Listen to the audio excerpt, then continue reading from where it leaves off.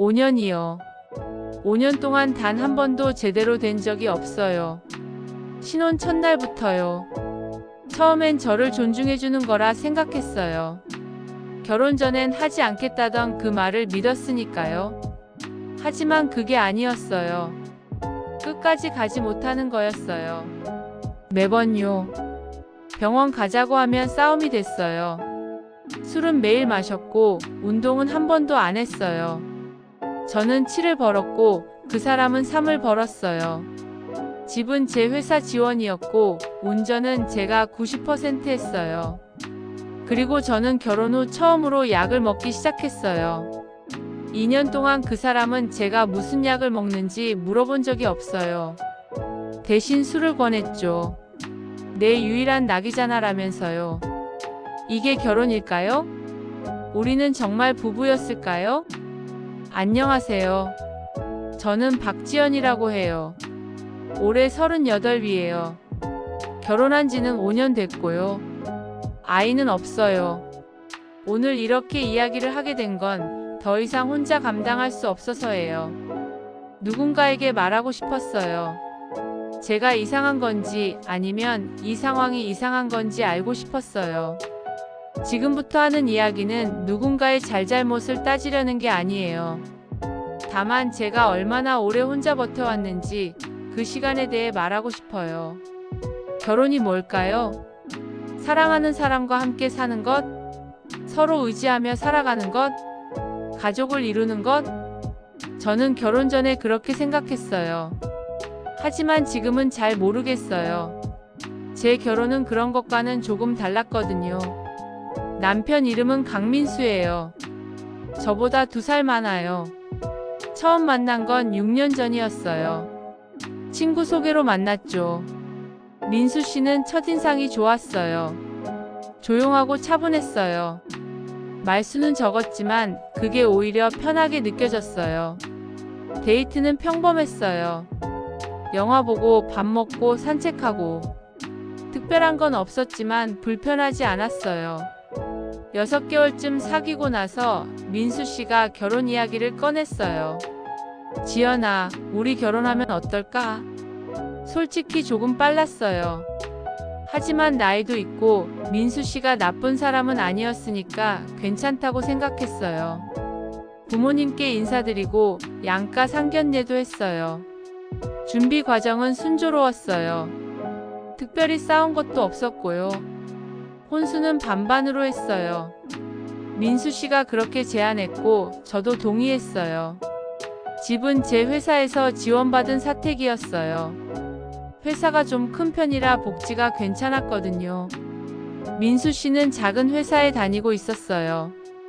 주 3회 출근하는 계약직이었고요. 결혼하고 나서 정규직 알아볼게. 민수 씨가 그렇게 말했어요. 저는 믿었어요. 결혼식은 간소하게 했어요. 양가 식구들과 가까운 친구들만 초대했죠. 그날 민수 씨가 말했어요. 지연아, 행복하게 해줄게.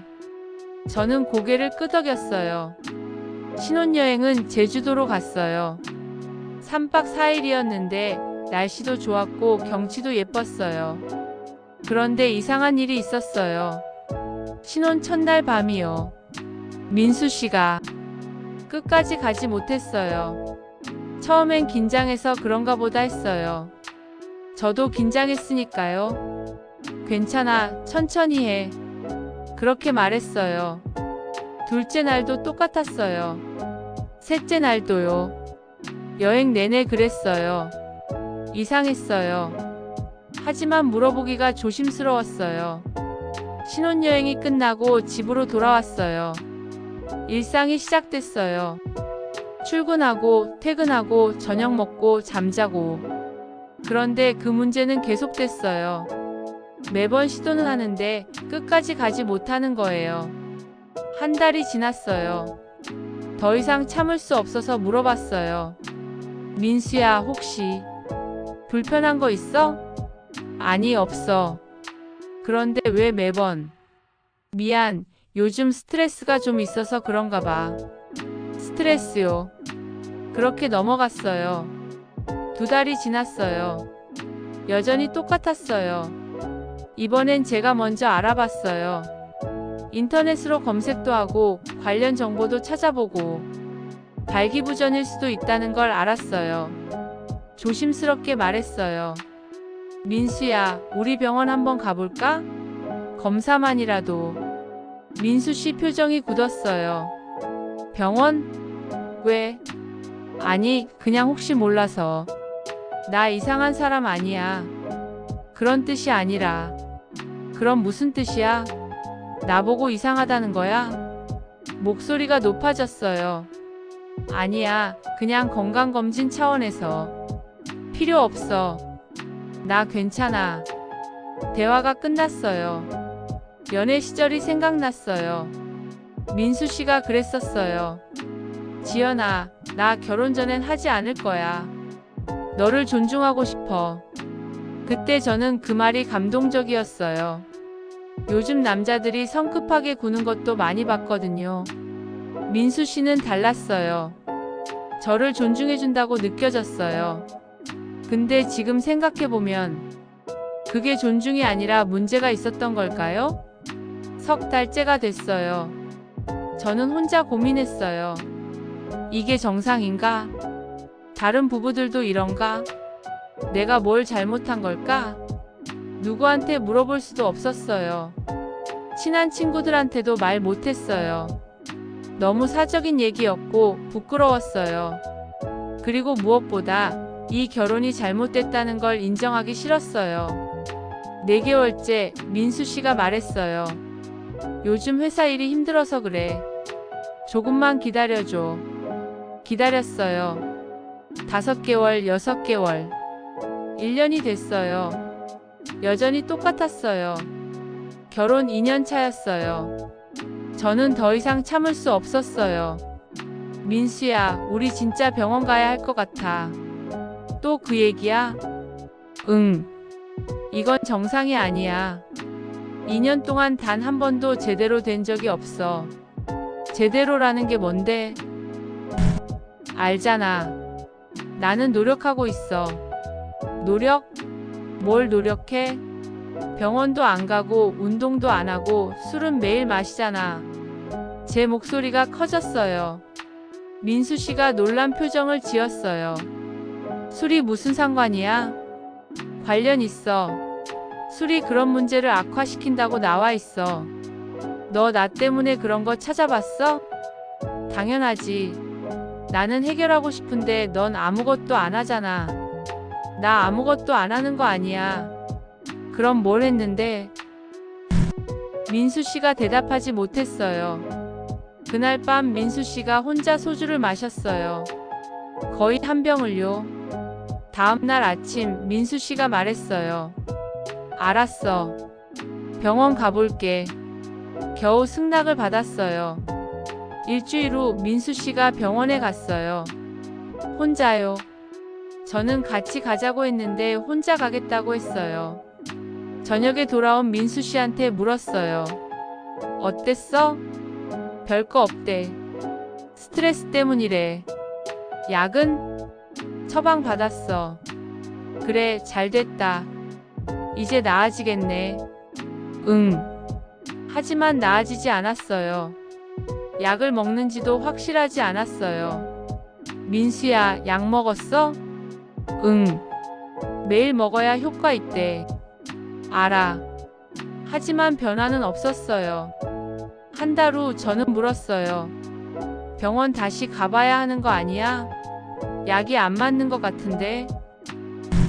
사실은 응. 병원 한 번밖에 안 갔어. 뭐? 약도 며칠 먹다가 끊었어. 왜? 부작용이 있어서. 부작용이 있으면 의사한테 말해야지. 귀찮아. 귀찮다고요. 그 말에 할 말이 없었어요. 그 후로도 몇 번 더 병원 가자고 했어요. 결국 2번 더 갔어요. 총 3번이요. 하지만 꾸준히 치료받지 않았어요. 약도 제대로 안 먹었고 생활 습관도 바꾸지 않았어요. 술은 계속 마셨어요. 거의 매일이요. 퇴근하면 편의점에서 소주 사와서 마셨어요. 민수야, 술 좀 줄이면 안 돼? 이게 내 유일한 낙이야. 그래도 나한테서 이것마저 빼앗으려고. 빼앗는 게 아니었어요. 건강을 생각해서였는데. 운동도 권했어요. 같이 헬스장 다닐까?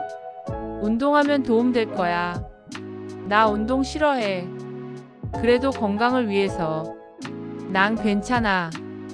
괜찮지 않았어요. 민수 씨는 점점 살이 쪘어요. 결혼 전보다 10kg 넘게요. 체력도 떨어졌고 항상 피곤해했어요. 그리고 그 문제는 여전히 해결되지 않았어요. 3년 차가 됐어요. 저는 지쳐갔어요. 내가 뭘 더 해야 하지? 혼자 애쓰는 것 같아. 이 사람은 정말 해결할 의지가 있는 걸까? 문제가 있다는 걸 아는 것과 해결하려는 태도는 달라요. 민수 씨는 문제를 알고 있었어요. 하지만 해결하려고 하지 않았어요. 그게 제일 힘들었어요. 저는 어릴 때부터 가정을 중요하게 생각했어요. 부모님이 금슬이 좋으셨거든요. 저도 그런 가정을 꾸리고 싶었어요. 그래서 더 참았던 것 같아요. 이혼이라는 단어가 머리에 떠오를 때마다 지웠어요. 아직 아니야. 조금만 더 노력하면 돼. 언젠가는 좋아질 거야. 그렇게 믿었어요. 아무한테도 말하지 못했어요. 부모님한테는 더더욱요. 부모님은 저희가 잘 지내는 줄 아셨어요. 명절에 만나면 물으셨죠. 지연아, 결혼 생활 어때? 좋아요, 엄마. 거짓말이었어요. 친구들한테도 말 못했어요. 너무 사적인 문제였고 말하면 이 결혼이 진짜 깨질 것 같았어요. 그래서 혼자 삼켰어요. 5년 동안요.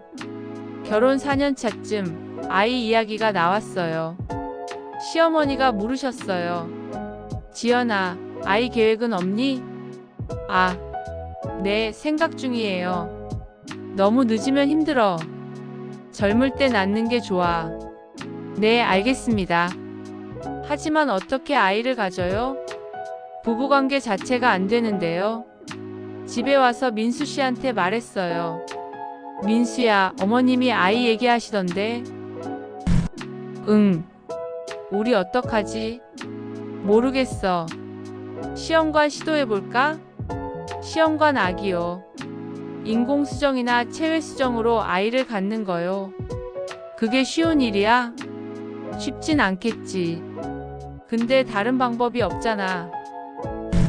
생각해볼게. 민수 씨는 생각만 했어요. 한 달이 지나고 2달이 지나고 아무 결정도 안 했어요. 제가 다시 물었어요. 민수야, 시험관 어떻게 할 거야? 돈 많이 들잖아. 그래도 방법은 그것밖에 없어. 나중에 하자. 나중이 언제야? 좀 더 여유 생기면. 여유요. 경제적 여유를 말하는 건가요? 저희 경제 상황은 이랬어요. 제가 7 정도를 벌었어요. 민수 씨는 3 정도요. 집은 제 회사 사택이었고 혼수는 반반했고요. 생활비는 주로 제가 냈어요. 민수 씨 수입은 본인 용돈이랑 부모님 용돈, 그리고 친구 만날 때 쓰는 정도였어요. 여유가 없는 건 민수 씨였어요. 하지만 시험관 비용은 제가 부담할 생각이었어요. 그런데 민수 씨는 미적거렸어요. 민수야, 비용은 내가 낼게. 너는 병원만 같이 가주면 돼. 그게 아니라. 그럼 뭔데? 부담스러워. 부담스럽다고요. 아이를 갖는 게 부담스럽다는 건가요? 아니면 시험관이라는 방법이 부담스러운 건가요? 잘 모르겠었어요. 결국 시험관 시도는 하지 않았어요. 민수 씨가 계속 미뤘고 저는 더 이상 강요할 수 없었어요. 그리고 시간이 흘렀어요. 한번 정리해 볼게요. 우리 결혼의 현실을요. 경제적으로 보면 이래요. 제가 7, 민수 씨가 3 정도 기여했어요. 주거는 제 회사 지원이었어요. 혼수는 반반이었고요. 운전은 제가 90%, 민수 씨가 10% 정도 했어요. 처음엔 제가 100% 했어요. 민수 씨는 면허는 있는데 안 한다고 했거든요. 결혼 3년 차쯤부터 가끔 운전했어요. 정말 가끔이요. 집안일은요. 청소랑 빨래는 민수 씨가 했어요. 이건 인정해요. 꾸준히 했어요. 하지만 요리는 전혀 안 했어요. 설거지도요. 저녁은 항상 제가 했어요. 주말에도요. 민수 씨 수입은 주 3회 출근하는 계약직이었어요. 시댁에서도 조금 도움을 주셨어요. 정규직으로 전환하려는 노력은 별로 없었어요. 이력서 쓴 것도 몇 번 안 됐고 면접 본 것도 없었어요. 요즘 일자리 구하기 힘들어. 그렇게 말했어요. 저는 이 숫자들이 틀렸다고 말하려는 게 아니에요. 어떤 부분은 경제적으로 한쪽이 더 많이 기여할 수도 있죠. 그건 괜찮아요. 문제는 이 숫자들을 혼자 감당해온 시간이에요. 그리고 그 시간 동안 느낀 외로움이에요. 저는 보호자가 되고 싶지 않았어요. 동반자를 원했어요. 함께 걷는 사람을요. 하지만 민수 씨는 제 뒤에 서 있는 느낌이었어요. 제가 끌고 가는 느낌이었어요. 지쳤어요. 육부 마이너스 나는 아들을 키운 게 아니잖아. 결혼 5년 차, 저는 폭발했어요. 민수야, 술 좀 그만 마셔. 또 술을 마시고 있었거든요. 왜? 내가 술 마시는 게 뭐가 문제야? 매일 마시잖아. 건강도 안 좋은데? 내 몸은 내가 알아서 해. 알아서 하는 게 술 매일 마시는 거야? 나한테 간섭하지 마. 간섭이 아니라 걱정이야. 걱정? 잔소리지. 잔소리요. 다음 날도 싸웠어요. 민수야, 운동 좀 하자. 같이 산책이라도 하자. 나 피곤해. 매일 피곤해. 운동하면 덜 피곤해져.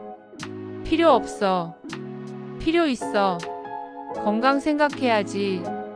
또 시작이네. 또 시작이라고요. 며칠 후에도요. 민수야, 운전 좀 해줄래? 나 오늘 너무 피곤해. 나도 피곤해. 넌 집에서 쉬었잖아. 나는 회사 갔다 왔어. 그래도 피곤해. 그럼 나는? 내가 해. 결국 제가 운전했어요. 또 다른 날이요. 민수야, 정규직 이력서 좀 써봐. 이번에 괜찮은 공고 나왔어. 나중에. 나중이 언제야? 계속 나중이야? 너 지금 나 무시하는 거야? 무시하는 게 아니라 걱정하는 거야. 걱정이면 내가 알아서 할게. 알아서 한 게 뭐가 있어? 그 말에 민수 씨가 화를 냈어요. 너 지금 나한테 학대하는 거야. 학대요. 학대? 내가? 응. 너 매일 나한테 이래라 저래라 하잖아. 그게 학대야? 부탁이야, 부탁. 부탁이 매일같이 계속돼? 그건 명령이지. 명령이 아니라 동반자로서 요청하는 거야. 동반자? 너 나를 동반자로 본 적 있어? 뭐? 너는 나를 고쳐야 할 대상으로 보잖아. 할 말이 없었어요. 고치려는 게 아니었어요. 함께 살고 싶었던 거예요. 하지만 민수 씨 눈에는 그게 학대로 보였나 봐요. 그날 밤 혼자 울었어요. 내가 잘못했나?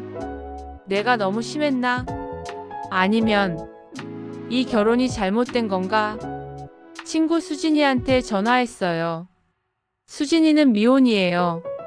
하지만 제일 가까운 친구예요. 수진아. 응? 왜? 무슨 일 있어? 나. 결혼 생활이 너무 힘들어. 처음으로 털어놨어요. 5년 동안 참았던 걸요. 수진이는 조용히 들어줬어요. 다 말하고 나니까 눈물이 났어요. 지연아, 그거 너 혼자 참고 있었어? 응. 왜 진작 말 안 했어? 말하면 진짜 끝날 것 같아서. 지연아, 그건 이미 문제야. 내가 혼자 감당할 일이 아니야. 그래도 너 지금 보호자 노릇하고 있어. 남편이 아니라 아들 키우는 거야. 아들이요. 그 말이 가슴에 박혔어요. 맞아요. 저는 남편을 대하는 게 아니라 아들을 대하는 것 같았어요. 술 끊으라고, 운동하라고, 운전하라고, 일 찾으라고. 이게 아내의 역할인가요? 아니면 엄마의 역할인가요? 저는 엄마가 되고 싶지 않았어요. 아내이고 싶었어요. 동반자이고 싶었어요. 결혼 전 저는 정신과 약을 먹어본 적이 없었어요. 건강했어요. 정신적으로도요. 하지만 결혼 2년 차부터 달라졌어요. 잠이 안 왔어요. 밤에 누워 있으면 생각이 너무 많아졌어요. 이 결혼은 뭐지? 나는 왜 이렇게 살고 있지? 앞으로 계속 이럴 건가? 가슴이 답답했어요. 숨쉬기가 힘들었어요. 병원에 갔어요. 의사 선생님이 물었어요. 요즘 스트레스 받는 일 있으세요? 네, 있어요. 어떤 일인데요? 결혼 생활이요. 선생님이 고개를 끄덕이셨어요. 많이 힘드셨겠어요. 약을 처방해 드릴게요. 극소량이니까 부담 갖지 마세요. 항우울제와 항불안제였어요. 정말 적은 양이었어요. 하지만 저한테는 큰 의미였어요. 나 이렇게까지 힘들었구나. 약을 먹기 시작했어요. 조금 나아졌어요. 잠은 잘 수 있게 됐어요. 하지만 근본적인 문제는 해결되지 않았어요. 민수 씨는 제가 약 먹는 걸 알았어요. 하지만 무슨 약인지는 물어보지 않았어요. 2년 동안요. 2년 동안 단 한 번도 물어보지 않았어요. 그거 무슨 약이야? 괜찮은 거야? 병원 다니는 거야? 이런 질문 한 번 없었어요. 대신 다른 걸 권했어요. 지연아, 오늘 소주 한잔 할까? 나 약 먹잖아. 소주 한 잔쯤은 괜찮아. 안 돼. 약이랑 같이 먹으면 안 돼. 에이, 조금인데? 계속 권했어요. 제가 거절해도요. 같이 마시면 기분 좋잖아. 나 기분 안 좋아. 왜 그렇게 예민해? 예민한 게 아니었어요. 제 상태를 전혀 신경 쓰지 않는 게 서러웠어요. 민수 씨한테 물었어요. 민수야, 내가 무슨 약 먹는지 알아? 약? 뭐 감기약 아니야? 감기약? 아니야. 아니야. 정신과 약이야. 정신과? 응. 결혼하고 나서 먹기 시작했어. 민수 씨가 놀란 표정을 지었어요. 정신과라니. 그렇게 심각해? 응. 왜 나한테 말 안 했어? 말했어. 병원 간다고 했고 약 먹는다고도 했어. 그게 정신과인 줄은 몰랐어. 물어보지도 않았잖아. 민수 씨가 할 말이 없었나 봐요. 미안. 그렇게만 말했어요. 하지만 다음 날도 그 다음 날도 똑같았어요. 여전히 술을 권했고 제 상태에는 관심 없었어요. 내 유일한 낙이잖아. 민수 씨는 그렇게 말했어요. 술이 유일한 낙이라고요. 그럼 저는요? 저는 민수 씨한테 낙이 아닌가요? 함께 있는 시간이, 함께 나누는 대화가 그런 게 낙이 아닌가요? 슬펐어요. 제가 이 사람한테 뭔지 모르겠었어요. 아내인가요? 가족인가요? 아니면 그냥 같이 사는 사람인가요? 지금은 결혼 5년 6개월째예요. 여전히 같은 집에서 살고 있어요. 여전히 문제는 해결되지 않았고요. 최근에 결정을 내렸어요. 상담을 받기로요. 혼자가 아니라 부부 상담이요. 민수 씨한테 말했어요. 민수야, 우리 상담 받자. 상담? 응. 부부 상담. 그게 필요해? 필요해. 우리 대화가 안 되잖아. 그래? 응. 이대로는 안 돼. 민수 씨가 한참을 생각하더니 고개를 끄덕였어요. 알았어. 다음 주에 첫 상담이 예정돼 있어요. 어떻게 될지 모르겠어요. 좋아질 수도 있고 안 될 수도 있어요. 어쩌면 이혼으로 갈 수도 있고요. 하지만 더 이상 혼자 감당하지 않기로 했어요. 5년이면 충분히 혼자 버텼어요. 이제는 결정할 시간이에요.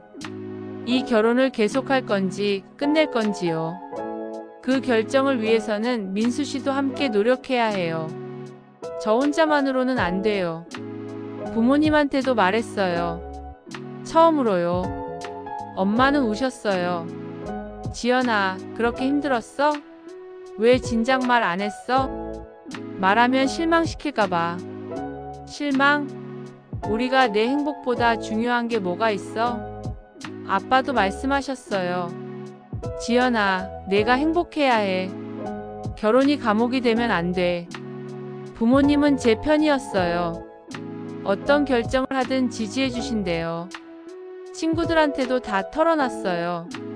수진이는 물론이고 다른 친구들한테도요. 다들 놀랐어요. 지연아, 몰랐어. 너 항상 괜찮은 줄 알았어.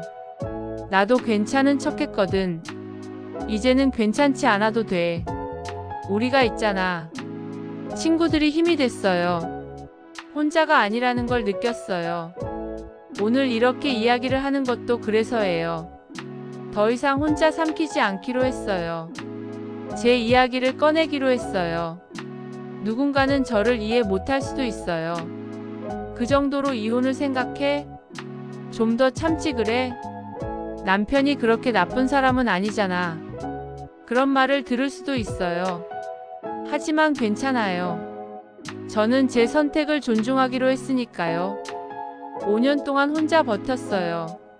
5년 동안 문제를 해결하려고 애썼어요. 5년 동안 희망을 가졌어요. 이제는 저를 위한 결정을 할 때예요. 혹시 이 이야기를 듣고 있는 분 중에 저와 비슷한 상황인 분 계신가요? 혼자 울고 계신가요?